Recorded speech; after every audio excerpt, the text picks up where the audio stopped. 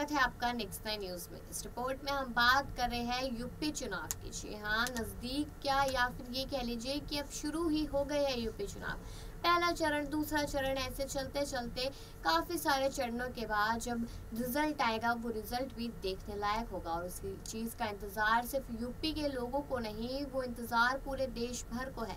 क्योंकि ये चीज़ हम आपको बता ही चुके हैं कि यूपी एक ऐसा चुनाव है जिसके बाद से बाकी जगहों के चुनाव के रास्ते खुल जाते हैं।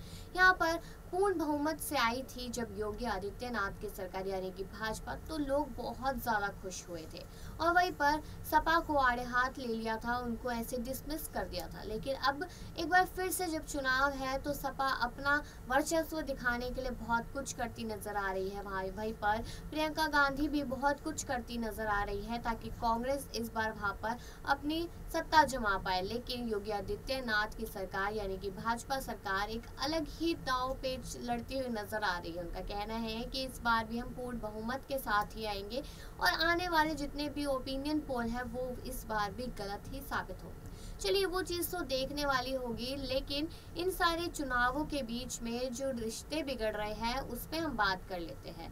बात है यहाँ पर सपा के मुलायम सिंह की। जो मुलायम सिंह के बेटे अखिलेश यादव में शायद दरार आने वाली है या फिर भिड़ंत होने वाली है और ये सब होगा, अब हम ये कह सकते हैं कि भाजपा के उम्मीदवार अपर्णा यादव की वजह से। लेकिन ये मुलायम सिंह की बहू भी है। अब इसके साथ साथ एक चीज़ और आपको बताते चले कि मुलायम सिंह खुद से अपर्णा यादव को आशीर्वाद देते हुए नजर आ रहे हैं, जिस बात से अखिलेश यादव काफ़ी ज़्यादा गुस्सा गए हैं। उनका कहना है कि ये तो बागी है, इसको क्यों आशीर्वाद देना। लेकिन आखिरकार मुलायम सिंह के दिमाग में क्या चल रहा है, वो क्या चाहते हैं चुनावों को लेकर, वो आप इस रिपोर्ट में ज़रूर जानिए। बता दें कि समाजवादी पार्टी के राष्ट्रीय अध्यक्ष अखिलेश यादव के परिवार में सेंधमारी कर बीजेपी ने अपर्णा यादव को अपनी पार्टी में शामिल कर लिया।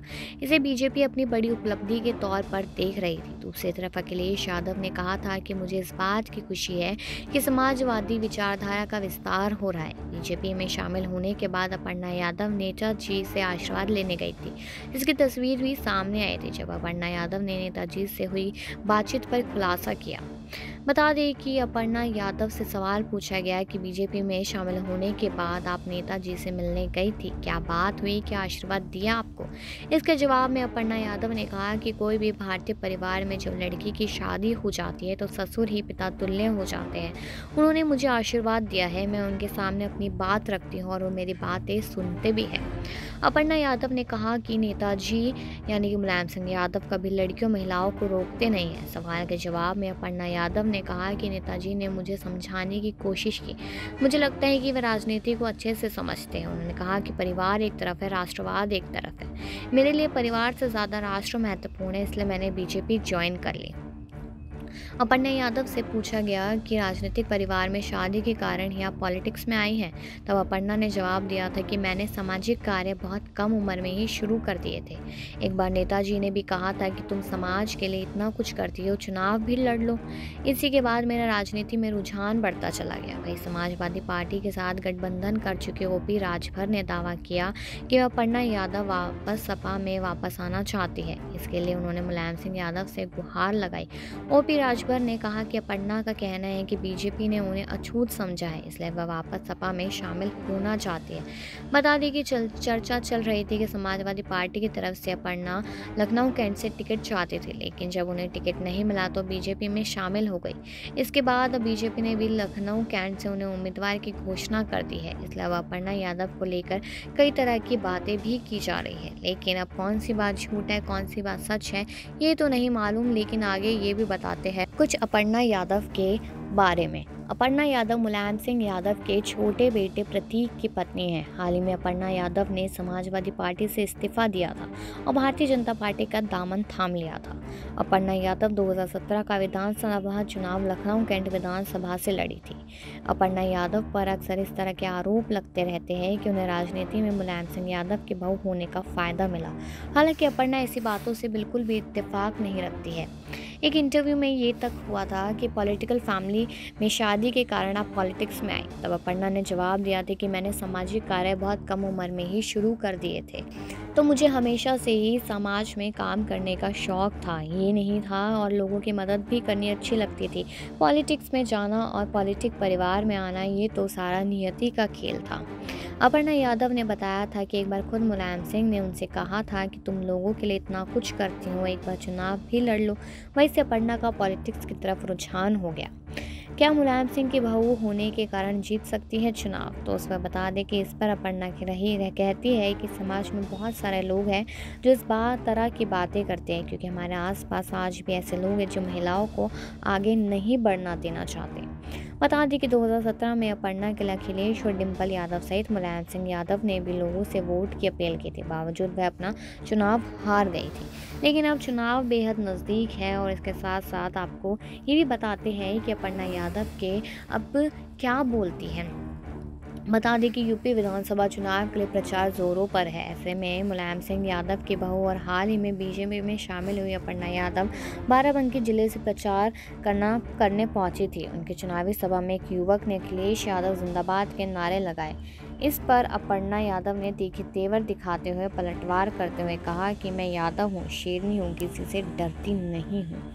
जी हाँ, दरअसल यूपी चुनाव 2022 को लेकर स्टार प्रचारक के रूप में अपर्णा यादव ने बाराबंकी जिले के सदर विधानसभा में गुरुवार को मोथरी और गदिया ग्राम पंचायत में बीजेपी प्रत्याशी अरविंद मौर्य के पक्ष में 2 जनसभा की। इस दौरान उन्होंने जनता से जीत दिलाए जाने की अपील की। इस बीच मोथरी गांव में आयोजित चुनावी जनसभा में पहुंची अपर्णा यादव ने प्रदेश सरकार की उपलब्धियां गिनाते हुए बीजेपी को जिताने की अपील की। इसके बाद उनके जाते समय सामने सपा समर्थकों ने अखिलेश यादव जिंदाबाद के नारे लगाए। इसके पुलिस ने नारे लगा रहे एक युवक को हिरासत में ले लिया। अपर्णा यादव गादिया में आयोजित जनसभा में मंच से कहा कि जंगल में शेर अकेले शिकार करता है, मैं शेरनी हूँ, डरती नहीं हूँ किसी से, क्योंकि मेरे साथ राष्ट्रवाद है, प्रधानमंत्री का विजन है, एक सोच है। उन्होंने सबका साथ, सबका विश्वास और सबका विकास के साथ जनता से अपील की कि इसमें सबका प्रयास भी जोड़ देना। नई बीजेपी के जातिवाद की राजनीति न करने के सवाल पर अपर्णा यादव ने कहा कि मैं यादव हूँ, कह तो रही हूँ मैं यादव हूँ, जैसे राम के पिता दशरथ थे वैसे मेरे ससुर मुलायम सिंह यादव है। उन्होंने जनता से अपील करते हुए कहा कि मेरी पहली वाली जनसभा में अराजक तत्वों ने घुसने का प्रयास किया है, जिनको आप लोग मुंह तोड़ जवाब देना। सपा को बड़ा झटका, मुलायम को छोटे भाई यादव बीजेपी में शामिल हुई थी, इस बात का झटका तो लगा था। अपर्णा ने कहा कि यह यादव ज़्यादा है और मैं भी यादव हूँ। आप लोगों को बताना चाहती हूँ कि जब भी लड़ाई होती थी तो राजपूतों की सेना चलती थी, तो सबसे आगे यादवों की सेना होती थी। इसलिए आप लोगों से अपील है कि बीजेपी को वोट देकर राष्ट्रवाद की ही सरकार बनाए। लेकिन अब चुनाव एकदम नज़दीक आ चुके हैं, बस शुरू ही होने वाले हैं और इसमें ये देखना है कि इस बार यूपी के चुनावों में आखिरकार कौन भारी बहुमत आते हैं, क्योंकि ये चीज़ हम आपको पहले भी बता चुके हैं कि चुनावों में जीतने का रास्ता यूपी से ही जाता है। जिसकी सरकार यूपी में बन गई वो अब लोकसभा में भी बन ही जाएगी। और ऐसा पिछली बार हमने देखा था कि जहां योगी आदित्यनाथ की सरकार भाजपा आई थी, तभी लोकसभा में बीजेपी आई थी। लेकिन इस बार देखना काफ़ी दिलचस्प होगा। लेकिन आगे बताते हुए चले कि ये तो आपने जाना कि किस तरीके से मुलायम सिंह दांवपेच लड़ते हुए नजर आ रहे हैं, लेकिन उनका कहना है कि घर की इज्जत ही होती है, वो चाहे बेटी हो या फिर बहू। अगर हम आशीर्वाद दे भी रहे हैं तो इसमें कोई गलत चीज़ नहीं है। लेकिन इन चीज़ों को लेकर अखिलेश यादव काफ़ी ज़्यादा गुस्सा हो गए हैं। लेकिन आपको ये रिपोर्ट कैसी लगी है कमेंट सेक्शन में ज़रूर बताएं और बाकी खबरों के लिए देखते रहिए नेक्स्ट 9 न्यूज़।